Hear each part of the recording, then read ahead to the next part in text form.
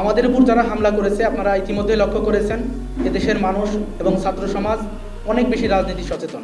আমরা যারা সেখানে উপস্থিত ছিলাম না, আমরাও ভিডিওর মাধ্যমে আমরা অনেককেই চিনেছি।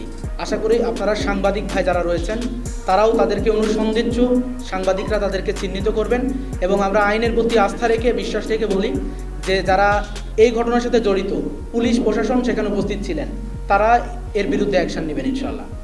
মূলত যখন হামলা করা হয় তখন তাদের পক্ষ থেকে কথা ছিল যে আমাদের যেহেতু কোনো কর্মসূচি নেই সুতরাং তোমরাও কর্মসূচি পালন করতে পারবে না, এটা হচ্ছে তাদের মূল বক্তব্য ছিল। এবং দেখেছেন যে যদি এটা এরকম হতো যে অচিহ্নিত কোনো ব্যক্তি বা ছাত্রদল অস্বীকার করতে পারতো যে আমাদের কর্মীরা, সেখানে তারা সুসজ্জিত হয়ে মাথায় ক্যাপ দিয়ে আসছে, দলীয় যে তাদের ক্যাপ দিয়ে এসে তারা হামলা করেছে। এখানে আমাদের সাথে চমৎকার সম্পর্কও ছিল তাদের, কিন্তু হামলার পিছনে কোনো ঘটনা নেই। ঘটনা একটাই, সেটা হচ্ছে আমরা কর্মসূচি পালন করছি না, তোমরাও করতে পারবে না, এটা হচ্ছে মূল বিষয়। এবং এর সাথে আরও বলতে হয় যে ইতিমধ্যেই আমরা দেখেছি গতকালকে শহীদ প্রেসিডেন্ট জিয়াউর রহমানের ৪৪তম শাহাদত বার্ষিকী ছিল।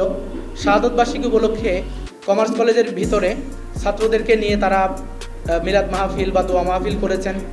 তো আমরা যখন সেখানে কর্মসূচি বাস্তবায়নের জন্য অনুমতি চেয়েছি, আমরা শিক্ষকদের কাছে অনুমতি সেভাবে পাইনি এবং আমরা শিক্ষার সুষ্ঠু পরিবেশ যেন বজিয়ে থাকে এবং আমাদের সাথে কোনো ধরনের প্রবলেম না হয়, এজন্য আমাদের আজকের কর্মসূচি সম্পূর্ণই আমাদের কলেজের এরিয়ার বাইরে, একদম বলা যায় রাস্তায়।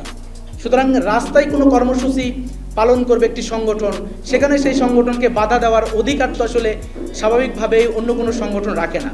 যদি এভাবে বাধা দেওয়ার সংস্কৃতি চালু হয় তাহলে তো আমরা বলতেই পারি যে 5 আগস্টের পূর্বে ছাত্রলীগ যেভাবে আক্রমণ করেছে ঠিক একইভাবে আমরা আবার আক্রান্ত হচ্ছি।